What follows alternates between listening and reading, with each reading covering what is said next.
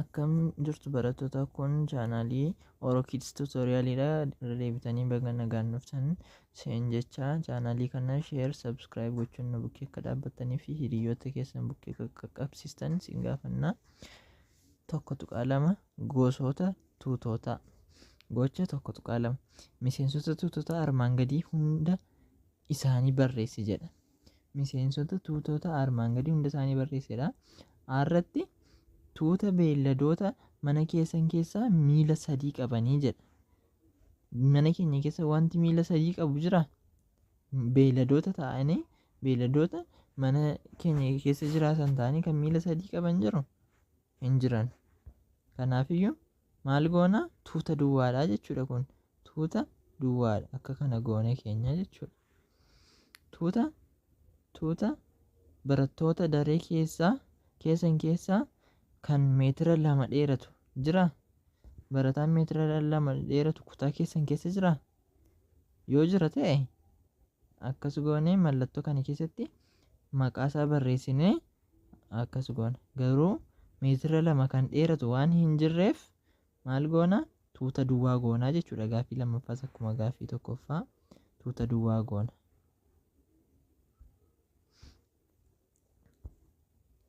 Tuuta lakkoofsota koobxii irra xiqqaa 100 jedha. Tuuta lakkoofsota koobxii irra xiqqaa 100 jedha. Tuuta lakkoofsota koobxii yeroo jennu akkas goone 2 irraa jalqaba 3 jedha. Lakkoofsota koobxii jechuun lakkoofsa tokkoo fi ofiisaaf qofa hiramuu danda'udha. 5 fakkeenya fudhanne 5 hiramuu danda'a, tokkoof hiramuu danda'a. Lakkoofsa kan biraaf hiramuu hin danda'u jechuudha. Lakkoofsota akkasiidha. 7 jennee itti fufa hanga deemee 97 gahuutti itti fufaa jechuudha.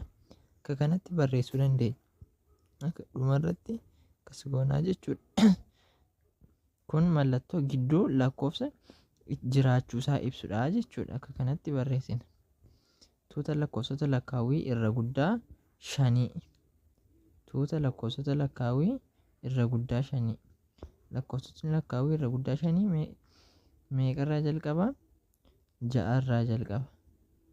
6 jedhee 7 8 9 10 jedhee itti fufa. Akka kanaan itti fufa. Dhuma hin qabu. Kanaafuu akkas goone dhumarratti hin cufnaa jechuudha. Mallattoo itti fufa jedhu kana keenya.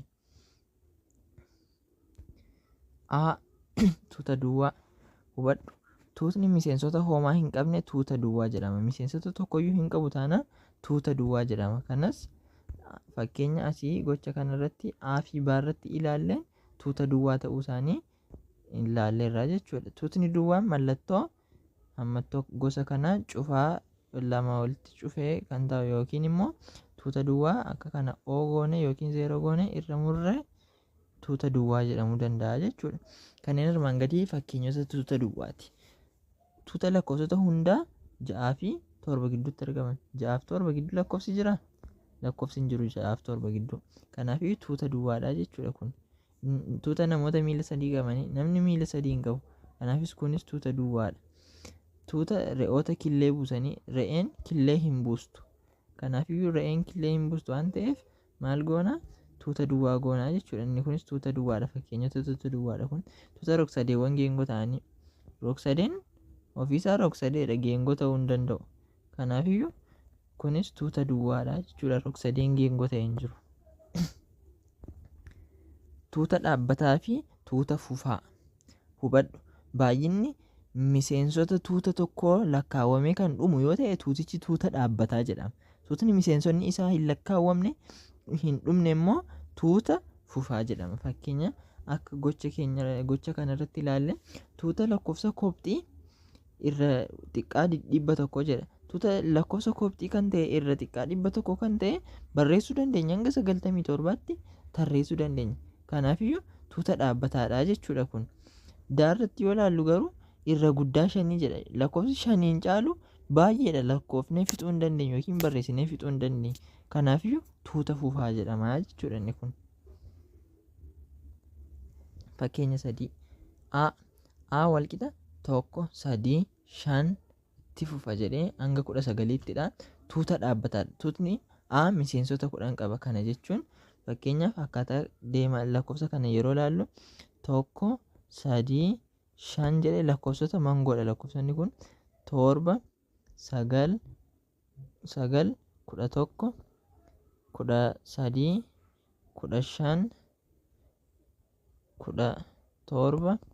17 19 lakkoofsonni kun lakkoofsota mangoodha. Baay'een isaanii meeqadha? 1 2 3 4 5 6 7 8 9 10. Sirriidha. Kitaabni keessanis miseensota 10 qaba jedheeraa jechuudha. Asitti tuutni A miseensota 10 qaba. Kana jechuun baay'inni miseensota isheen kun baay'ina jechuu ishee ibsiti. Baay'inni miseensota A walqixadha 10 jennaa jechuudha. Akka kanatti barreessina. Tuutni B lakkoofsota hundaa irra xiqqaa 100 tuuta dhaabbataadha. Lakkoofsa hundaa irra xiqqaa 100 jennu lakkoofsa hundaa 100 hanga tokkotti duuba deebisnee lakkaa'uu dandeenya jechuudha. Yookiin 1 hanga 100 barreessine lakkoofsa hundaa 1 hanga 100 barreessuu dandeenya lakkoofsa kana. Kanaafiyyuu tuutni kun tuuta dhaabbataadha jechuudha. Baay'inni lakkoofsota isaa meeqadha? 100dha jechuudha. 1 hanga 100 gidduu kan jiru. Kanaafiyyuu baay'inni tuuta miseensa B 100dha jechuudha. C tuuta duwwaadha jedha. Tuuta dhaabbataadha. Sababni isaas C'n tuuta duwwaa waan ta'eef. Tuuta duwwaa jechuun tuuta homaayyuu hin qabne keessaa jechuudha. Kanaafiyyuu baay'inni tuuta C yookiin miseensa tuuta C 0dha jennaa jechuudha.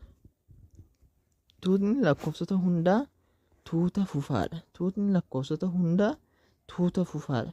Lakkoofsota hundaa jechuun 1 2 3 4 5 6 jennee itti fufna. Lakkoofsa kana tarreessinee fixuu hin dandeenyu amma dhumaatti. Kanaafiyyuu tuutni kun tuuta fufaadha jechuudha. Tuutni lakkoofsota hundaa irra guddaa 10 tuuta fufaadha. Irra guddaa 10 jennus 10 jalqabe malee kunis dhuma hin qabu jechuudha. 11 12 13 jennee fixuu hin dandeenyu lakkoofsa kana tarreessinee. Kanaafiyyuu tuutni kunis tuuta fufaadha jechuudha. Gilgaala 1.2 Gilgaalli 1.2 mallattoolee armaan gadii keessaa kamtu mallattoo tuuta duwwaati jedha. Mallattoota tuuta duwwaa maal jenneerra akka kana O yookiin 0 goonee irra yoo akkas murre tuuta duwwaa ta'uu isaa hin ibsa. Kanaafiyyuu A'n sirriidha. Mallattoo tuuta duwwaadha. Baay'oo ilaalle akka kanatti baay'oo ilaalle tuuta maalla tuuta duwwaadha. Kunis akka kanatti tuuta duwwaadha jenneerraa jechuudha. Caarratti ammattuu kana keessa godhee mallattoo tuuta duwwaa kaa'eera. Mallattoo tuuta duwwaa kana ibsu immoo yookiin gosa A irra jiru kanaadha yookiin akka sabbaa irra jiru kanaatti yoo taa'edha jechuudha. Daan immoo ammattuu keessatti 0 kaa'eera. 0n elementii tokkodha yookiin miseensa elementiidha. Kanaafiyyuu 0n deebii ta'uu hin danda'u jechuudha. Tuuta duwwaa miti. Maaliif tuuta sana keessa 0n jira jechuudha. Daarratti A fi B jedha. A fi B'n sirriidha. Tuuta duwwaadha jechuudha. Kanaafiyyuu deebiin isaa A ta'a jechuudha. Tuutni armaan gadii miseensota meeqa qabu? A walqixa 0 jedha. 0n tuuta miseensa A'dha jechuudha. Kanaafiyyuu miseensa meeqa qaba? Miseensa tokko qaba jechuudha. Baay'ina miseensaa meeqa jenna? B goone ammattuu keessatti A goone ammattuu cufnee walqixa meeqa jenna? 1 jenna jechuudha. Maaliif 0 qaba miseensadha 0n. Baarratti 0 1 2 3 jedha. Baay'inni miseensa kanaa meeqadha? 1 2 3 4dha. Kanaafiyyuu maal jenna? Baay'ina miseensaa B jennee walqixa meeqa jenna? 4tu jira 4dha jechuudha. Caarratti 0 1 2 3 itti fufa jedhee hanga 10tti deema. Lakkoofsa kana yoo tarreessine meeqadha? tokko, lama, sadii, afur, shan, ja'a, torba, saddeet, sagal, kudhanidha jechuudha. Meeqadha baay'inni isaa? tokko, lama, sadii, afur, shan, ja'a, torba, saddeet, sagal, kudhanidha jechuudha baay'inni isaanii. Kanaafiyyuu maal jenna asitti? Baay'inni miseensa tuuta caa walqixa ta'a 10dha jechuudha. Kanatti keenya daan 5, 10, 15 hanga 20ttidha. Yeroo darbee kana tarreessinee turre meeqa nu ta'e? Baay'inni isaa 21dha jechuudha. Tarreessuu dandeessu yookiin viidiyoo yeroo darbeerraa ilaaluu ni dandeessu. 5, 10, 15 jedhee 20, 25, 25, 30 jedhee itti fufaa jechuudha.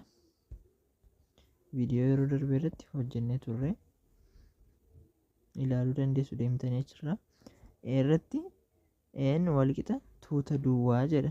Tuuta duwwaadha miti kun. Tuuta duwwaa jechuun immoo hoomaa hin qabu jechuudha. Kanaafiyyuu maal jennaa? Baay'inni tuuta A walqixa ta'a 0dha jechuudha. Sadaffaa tuuta armaan gadii keessaa kamtu tuuta dhaabbataadha? Kamtu tuuta fuufaadha jedha. Irratti tuuta biyyoota addunyaa kanarra jiranii jedha. Biyyoota addunyaa kanarra jiran lakkoofnee fixuu hin dandeenyaa? Fakkeenyaaf biyyoonni Afrikaa keessa jiran 56 ta'uu danda'a. 56 kana kan ardii Afrikaa keessa jiru 56dha. Kan ardii akkasuma ardii Eeshiyaa, ardii Awurooppaa, Awustiraaliyaa jennee biyyoota kana lakkoofnee baay'inaan walitti doonee hamma kanadha jennee kaa'uu dandeenya. Kanaafiyyuu tuutni kun tuuta dhaabbataadha. Tuuta lakkoofsa lakkaawwii irra guddaa 10. Lakkoofsi lakkaawwii irra guddaa 10, 10, 11, 12 jedhee itti fufa. Lakkoofsi kun itti fufa. Tarreessinee fixuu hin dandeenyu. Kanaafiyyuu tuutni kun tuuta fufaadha jechuudha. Inni kun tuuta dhaabbataadha. Inni kun tuuta fufaadha jechuudha. Tuuta barattoota Itoophiyaa kutaa 7ffaa kan bara 2013 jala. Bara 2018tti barattoota kutaa 7ffaa barataa turan yoo ilaalle barreeffamee amma kanatu Itoophiyaa keessatti barattoota hamma kanatu jira. Kutaa 7 kan barataa ture jedhamee ni jira. Kanaafiyyuu tuutni kun tuuta dhaabbataadha jechuudha. Tuuta dhaabbataadha. Daarratti tuuta tuqaalee sarara dhaabbataa tokko irraa. Tuqaalee sarara dhaabbataa tokko irraa. Sarara dhaabbataa tokko irraa fakkeenyaaf yoo sarara tokko goone sararri kun tuqaa baay'eerraa tuqaa baay'ee qaba. Tuqaa baay'ee ta'e irraa hojjetamaa jechuudha. Sararri kun akka kana tuqaa ta'e ta'a akka kanatti. Tuqaan sun yeroo baay'ataa deemu sarara tokko ta'a jechuudha akka kanatti. Kanaafiyyuu tuqaan kun baay'inni isaa hamma kanadha jennee beekuu hin dandeenyu jechuudha. Kanaafiyyuu tuuta fufaadha jechuudha. Tuuta lakkoofsota mangoo 5 fi 7 gidduu. Tuuta lakkoofsota mangoo 5 fi 7 gidduu yeroo jennu lakkoofsonni mangoo 5 fi 7 gidduu jira. 6, 7 kan gidduu jiru 6dha.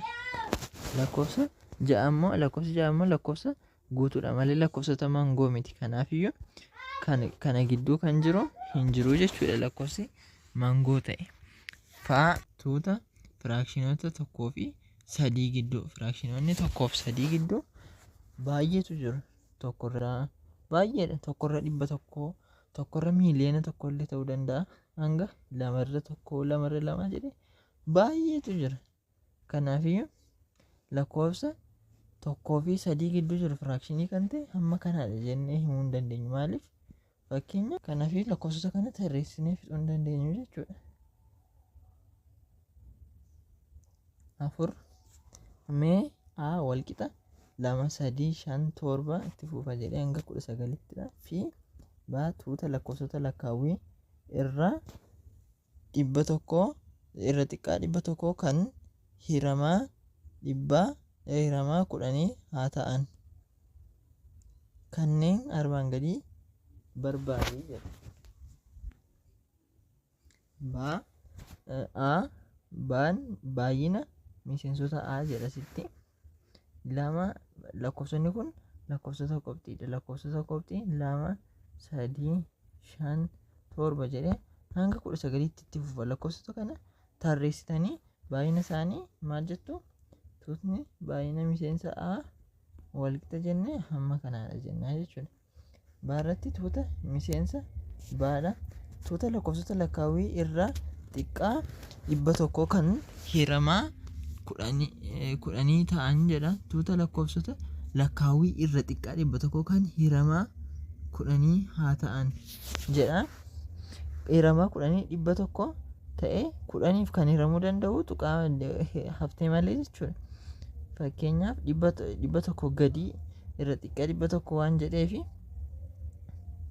fakkeenyaaf 10 hin hiramaa akkasuma 10 irra xiqqaa 10 kan hiramaa 20 10f hin hiramaa 20 irra 10 jennee hiramuu danda'a.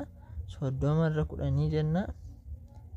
40 irra 10 irra deebisee bal'isee isiniif barreessa.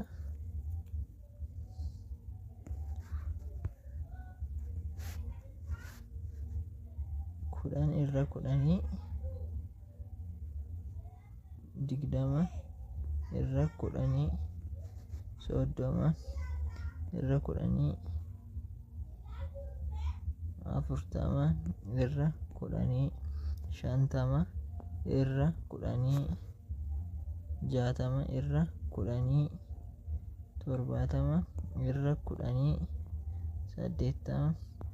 irra 10 90 irra 10 kanatti meeqa tarreessine? 1 2 3 4 5 6 7 8 9 jechuudha. Baay'inni isaanii dhibbis jira. Dhibbaafis hiramuu danda'a. Kanaafiyyuu 10 jechuudha baay'inni isaanii.